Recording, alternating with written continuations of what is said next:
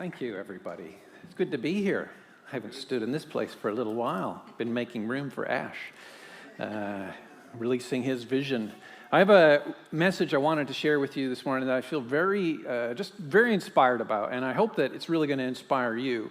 But to start my message, I have to use an ice hockey illustration, and I know that I'm now eliminating 99.99% of the people. But do you know that ice hockey is a sport?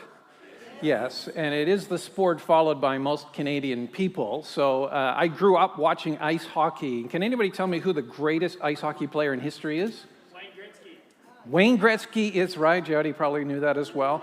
Wayne Gretzky is historically the very best ice hockey player that has ever played the game. And coincidentally, he actually shares my birthday. That means nothing. He is 11 years older than I am, but he is the greatest ice hockey player in the history of the game. If you were going to compare, you would say that he's like the Donald Bradman of ice hockey, except that he didn't use a cricket bat.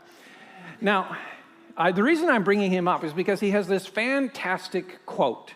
And the quote goes like this, if we can do all of that thing over there. I see people. Wayne Gretzky, this is when he was still playing for the Edmonton Oilers, he said, "You miss 100% of the shots that you don't take." You miss 100% of the shots that you don't take. I just want to use this idea and then build out some stories about the life of Jesus to show how important it is to try. Trying is an essential key to both transform your life, to see the miraculous at work in your world, and then to see it touch other people's lives. Wayne Gretzky said you miss 100% of the shots that you don't take. But yet, his shot percentage was 17.6%, meaning that every time he took a shot, there was an 82.4% of the time he would miss, or he would not score. And you would think that somebody who's that good then would, 17.6%, that must be good. It's actually not that good. In fact, the people who are the very best at taking shots and scoring goals score about, over 20% of the shots that they take. But he just kept taking shots. In fact, he holds the record for the most goals ever scored in any ice hockey season. 894 goals scored in 1,487 games. If you include the playoffs, he scored 1,016 goals in the season. In fact, in 1 year, he scored 92 goals in an 80-game schedule. He took a lot of shots, didn't he? He took a lot of shots to get a lot of goals. And he came up with this theory that if you do not take the shot, you will not score that goal. Why don't we take a shot at it? Why do we hold back? And I want to ask the question, does God want us to take the risk? And then lastly, I want to ask the question, how can you tell? Does God want you to take that shot? Does he want you to go for it? Does he want you to give it an effort? Does he want you to preach? Does he want you to share? Does he want you to pray? Does he want you to expect? Does he want you to engage in that new thing that you've never done before? Does God want you to take a shot? I want to tell you a couple of stories. In fact, they're kind of strange stories because we kind of get the impression from Jesus that he made things easy for people. In fact, he was so enthusiastic about encouraging faith that even the tiniest faiths, that he would sort of tune up and just kind of make it even a little bit simpler for people. And in fact, many of the stories show something different. In this story, it says when Jesus was in his last journey to Jerusalem, where he's ultimately going to be crucified, he has to go through Jericho. As they came to Jericho, he was leaving Jericho, and his disciples and a great crowd, and Bartimaeus, a blind beggar, the son of Timaeus, which is why he's called Bartimaeus, because Bar means son of Timaeus, so Tim's boy. He was sitting by the roadside, and when he heard that it was Jesus of Nazareth, he began to cry out and say, "Jesus, son of David, have mercy on me!" like that. And many people rebuked him, telling him to be silent. And he cried out all the more, "Son of David, have mercy on me." Now, what I love is that Jesus hears him at the very first call. Jesus knows that he's there. Jesus knows that he already has faith. Jesus knows that he is calling out to him, and Jesus lets him keep shouting. In fact, Jesus lets him keep shouting until he is a public nuisance. Until people are going, Tim's boy, would you shut it? We don't want, would you zip it, Zippy? He's not listening. There's everybody's here. He's walking. He's busy. And you keep shouting. And he wouldn't take no for an answer. He's like, no, I will not shut up. Thank you very much. In fact, can I stand on your shoulder so that I can shout even louder to Jesus? Can you please point me in the direction that Jesus is so I can shout at the direction that Jesus is? Because I'm blind. Jesus stopped and said, call him. And they called the blind man, saying, take heart, get up, he's calling you. Just like we always knew he would. And throwing off his cloak, he sprang up and he came to Jesus, and Jesus said to him, hey, what do you want me to do for you? What do you want? And the blind man said, Rabbi, let me recover my sight. He's just going all in. He wants it all. And Jesus said, go your way, because your faith has made you well. And immediately recovered his sight, and he followed him on the way.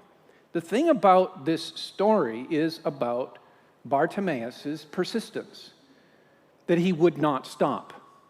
In fact, the story is written so that you know that the people who engaged with the life of Jesus and received miracles would not stop. They would not give up. They came, and then when there was opposition, they just kept pushing at it and pushing at it and pushing at it. There's another story, which is kind of probably Jesus at his potentially rudest.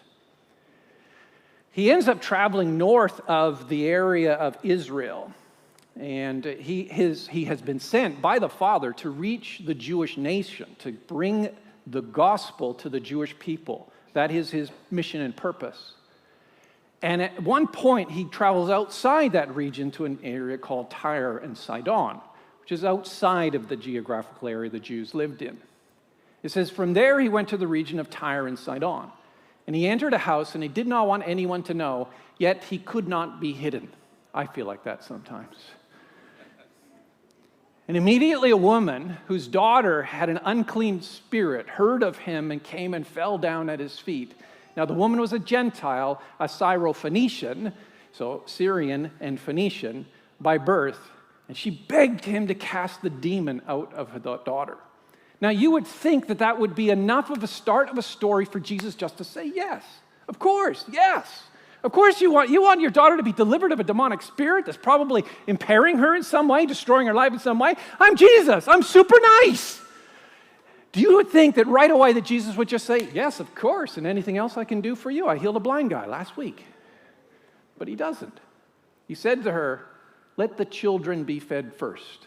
It's not right to take the children's bread and throw it to the dogs. Now, is that a rude thing to say?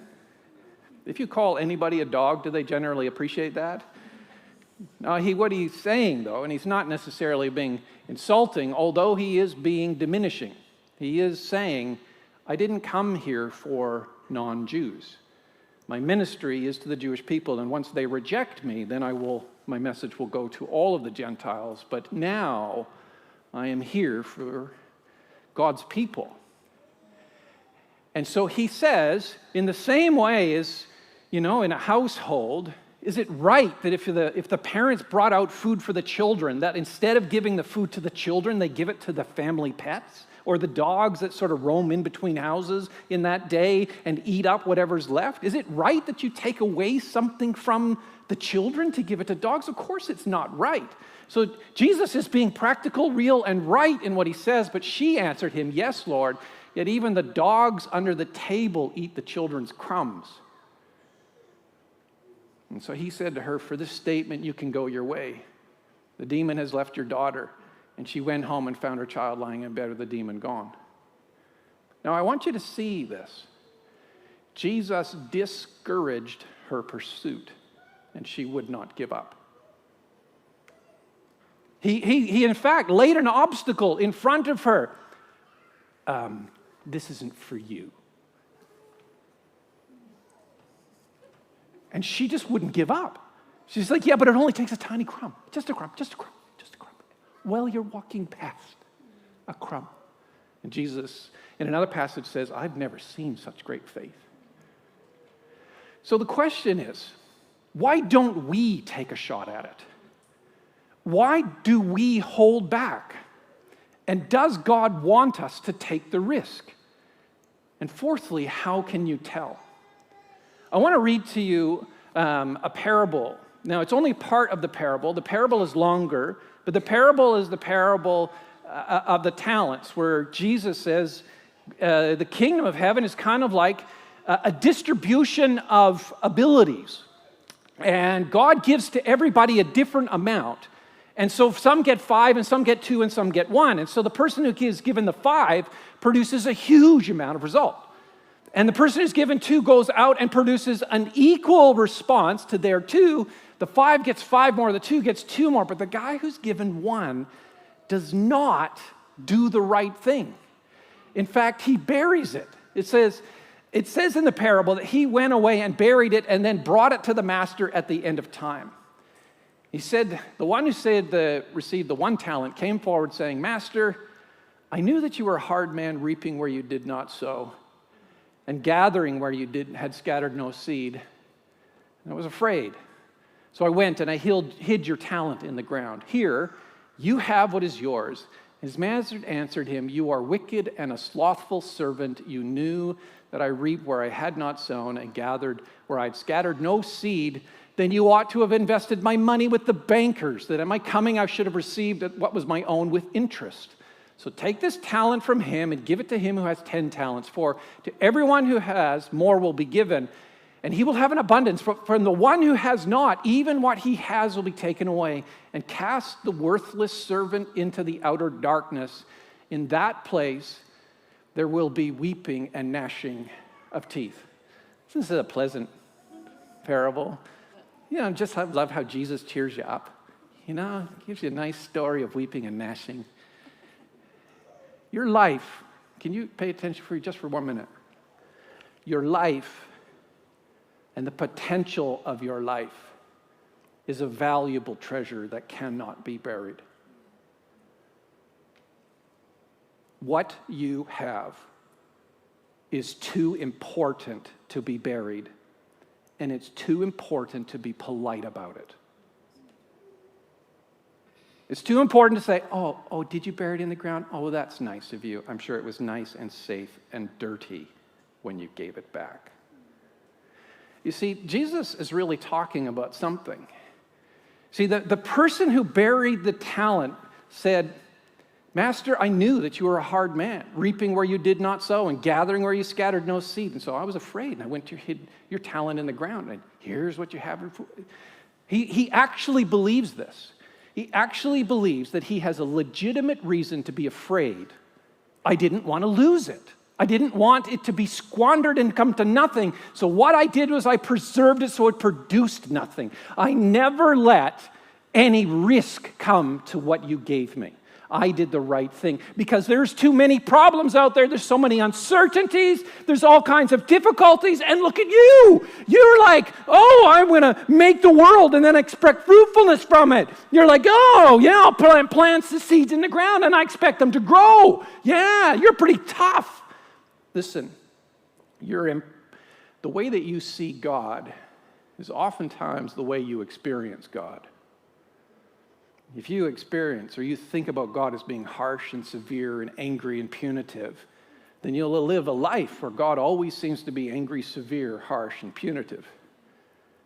If you see a God who's loving and giving and risk-taking for your sake, then you will see the beauty and the goodness of God as he goes to enormous lengths to do good for you. But he had in his mind a legitimate fear. And God counters him because God's perception of why is based on 2 things. He says, no, it actually has nothing to do with your fear. It has to do with the fact that you are wicked and slothful. And secondly, he says, for everyone who has more will be given what he has, and he will have an abundance. But the one who has not, even what he has, will be taken away. Now, in case you don't know, that phrase is always referring to faith. The one who has not, meaning the ones who has no faith, the one who has no belief, the one who has no trust in God, even the little bit of trust you have in God will slip away. It'll be gone. But the one who has faith, it will seem strange, but the more faith you have, the more faith you get. The more expression of faith that you put into practice in the world, the more it abounds in your life. So to the one who has, even more will be given. But if you have a tiny bit, even that little bit will never seem to be enough and will always diminish. So he said, it's actually fear is masking faithlessness. Now, before you start thinking that I'm really, really harsh, and I am, I want to just open myself up for some criticism. Here are the attitudes that ruin a life of faith and fruitfulness. Jesus uses two words, wicked and slothful. Those words in the original Greek are poneros and akneros. Poneros and akneros. Can you say that with me? Poneros and akneros. Kind of sounds like a condition you get in your knee. Poneros means to make painful trouble. And okneros means to delay, to hesitate, to be loath to try.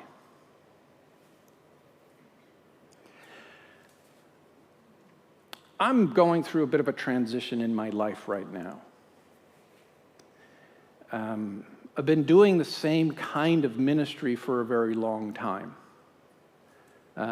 which basically means preaching and then faking the rest of it. God is asking me to transition into other kinds of ministry right now. And one of the things that he's asking me to do is to write books, not songs, not limericks.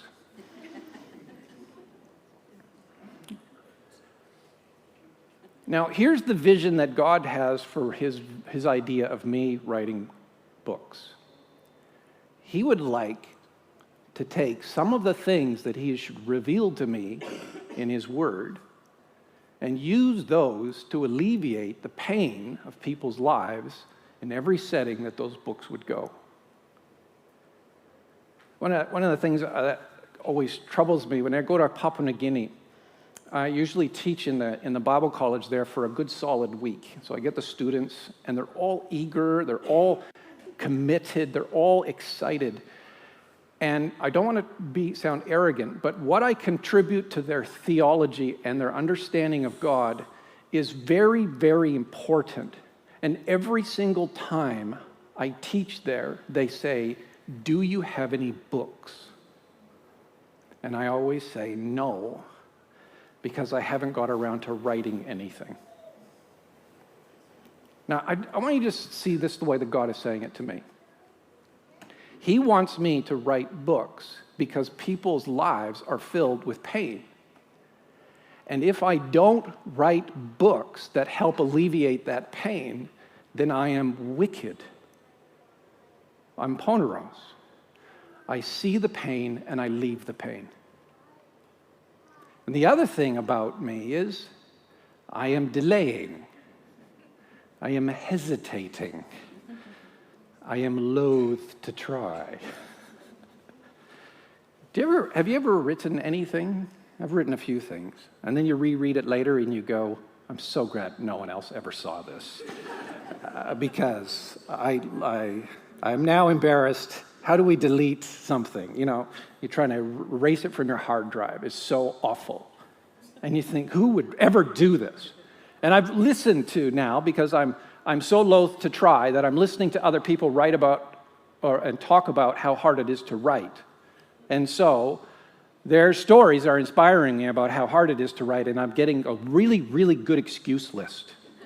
Do you know what I'm talking about? Yeah, you gotta find the other people who go, yeah, that's terrible. Who would do that? And go, amen, brother. You know, and just sit around and talk about how dumb it would be to write a book. The more I hesitate and delay, the more it reveals that it's actually me. It's me that's loath to try. It's the opposite of faith. You see, the reality is that every single one of us has good that we can contribute to the world that takes away the pain of others. We have skills and abilities and efforts. And you don't even have to be particularly talented to be able to help a poor person. You just have to try. But when you see that person struggling and suffering, and if you don't do something about it, then that is wicked. It's not wicked in the way that you and I, we've interpreted this world. That we're not making the trouble. We are just allowing the evil to exist. We're just winking our eye. James, in the book of James, chapter 4, he says, anyone who sees the good that he ought to do and doesn't do it sins. But we're also suffering from this reluctance to put ourselves out there to do the thing that we could make the difference in, because we're all, in a way, wicked and slothful. And Jesus doesn't write this parable to scare us. He writes this parable to tell us what's really going on. I'll give you 4 things that I do really well. And you can compare your notes. I'm just going to embarrass myself. Do you ever do self-sabotage? You know, you give it half a go when it doesn't turn out. In fact, I know that when Derek got married to Simone, he told me this wonderful bit of wisdom. He said that when it came to doing dishes after meals, that if you break some of the dishes, you're never asked to do the dishes again. Whether he actually, if you want to take that, write it in a book, write it for your grandchildren, it's probably going to help them. But I know that he's probably joking. I hope he's joking. But the reality is, listen, can you think about your life? Are there things in your life that you really only did partially because you really kind of wanted to be bad at it so that you wouldn't have to try any farther? Or how about under-preparing? You've got to do a talk, or you've got to do a song, or you've got to go and explain something to somebody, or you're going to go for a new job at your work, or you're going to apply for a new course. And so you just under-prepare so that you've got this fantastic excuse. When you don't get it, you don't have to do the thing you were afraid of doing anyway. Do you ever self-sabotage? Give in to distractions? Have you ever tried? Like I tell you, when I sit down to write, and I have written some stuff, okay? When I sit down to write, it's amazing how much more interesting everything else becomes in that moment. Have you ever noticed that? You're like, I don't really want to do this right now because I'm terrified. Oh, look at that butterfly. I wonder if God wants me to. And you can even spiritualize it. I think I need to pray about this more. And you go and pray, and God's saying, I'm not talking to you. You're supposed to be writing right now. I'm going to zip it. How about a demand for perfection? Well, if I'm going to do it, it's got to be just right, and it's got to really turn out. And if it can't be perfect, then I don't really want to try. Or how about avoiding behavior? Now, here's another one. Projecting fault. I never get enough encouragement.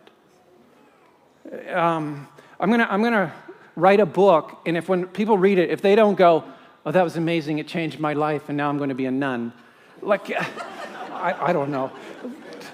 Like, if you don't get the right feedback, then you want to give up. My very first time I ever preached in my home church, I had an awkward physical movement thing that I did all of the time, the whole time. So I preached, and after, I don't know, maybe you don't know, but after you do something in public, you just want everybody to tell you how amazing you are. You don't want anyone to point out the obvious flaws. So I said to my brother, who happened to be there that day, I said, how did I do? And he went, I don't know, Joe. How do you think you went?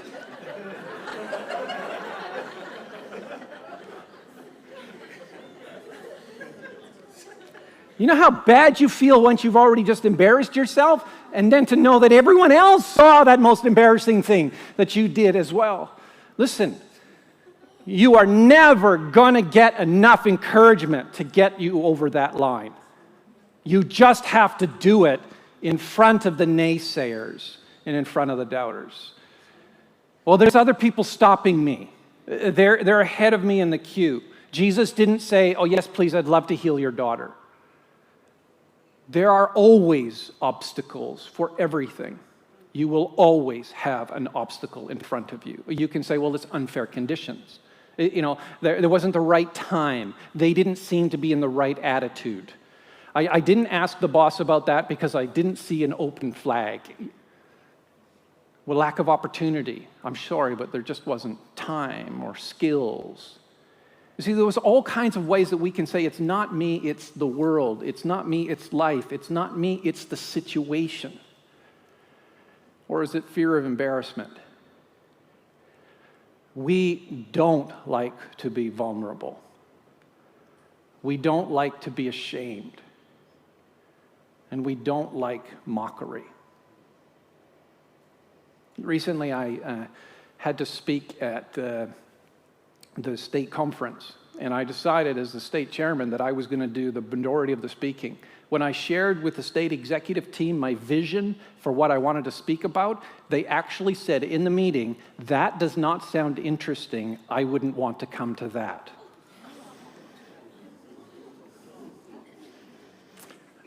But yet I was totally convinced that that's what God wanted me to do.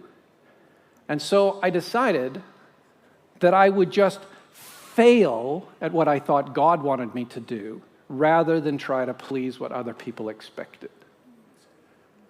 I would rather be vulnerable with God than have a perfect experience where nothing can go wrong. Or maybe for you, it's the pain of hope.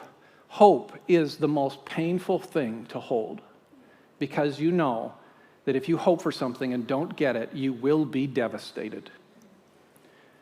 So if you don't want to, it's past failures that are projecting themselves into your life today, it's the losses that have happened, it's your fear of rejection, it's all of the things that make your hope feel threatened. You don't want to put yourself out there because as soon as you do and you start to believe, that's when you can experience the most real pain.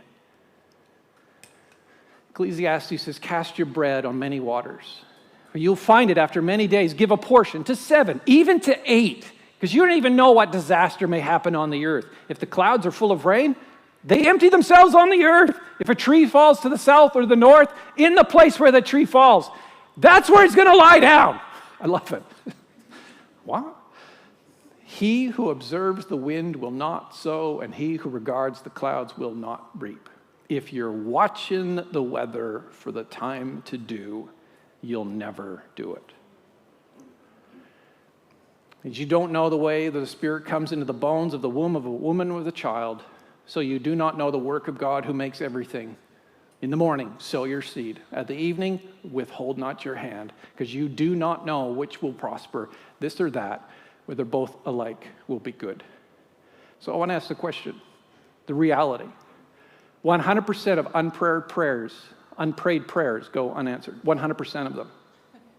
I absolutely guarantee you this, if you do not ask God, you will not get. 100% of unshared faith converts no one. 100% of unused talents produce nothing. 100% of help not given to the impoverished keeps the painful situation. 100% of unstudied Bibles produce no knowledge of God. 100% of miracles unpursued never occur. And 100% of prophecies unspoken encourage no one. You and I are given the opportunity to be the light of the world through Jesus Christ. All we need to do is try. As we finish our service today, I want to make a very embarrassed-filled, challenging, no guarantees, take the risk offer. If you are looking for something to change in your world, I want you to step out and try.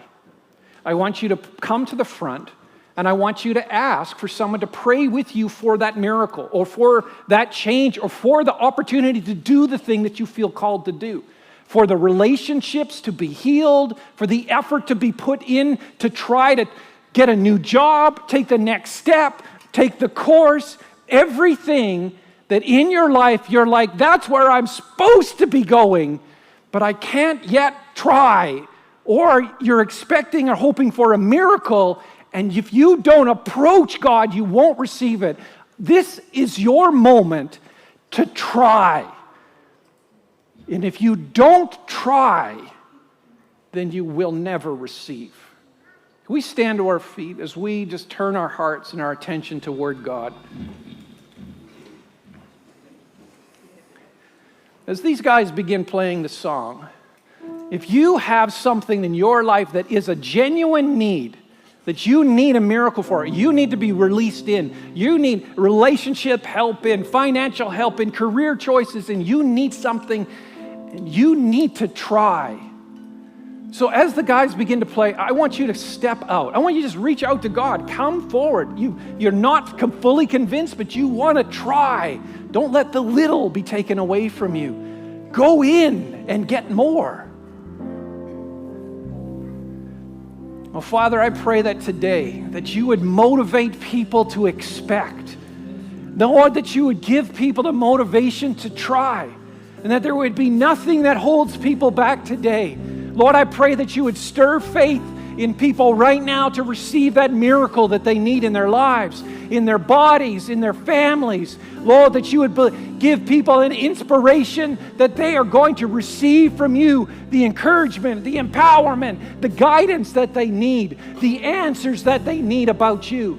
Lord, I pray you would inspire that faith in people's hearts right now, and that you would cause people to respond to you in Jesus' name. Thank you, Lord. Thank you, Jesus. Hey, thanks for watching. I hope you really enjoyed that video. If you want more of that kind of video, make sure you click the link here and you get more of that. And if you want to subscribe to our channel and see videos on YouTube, make sure you click the subscribe and like button.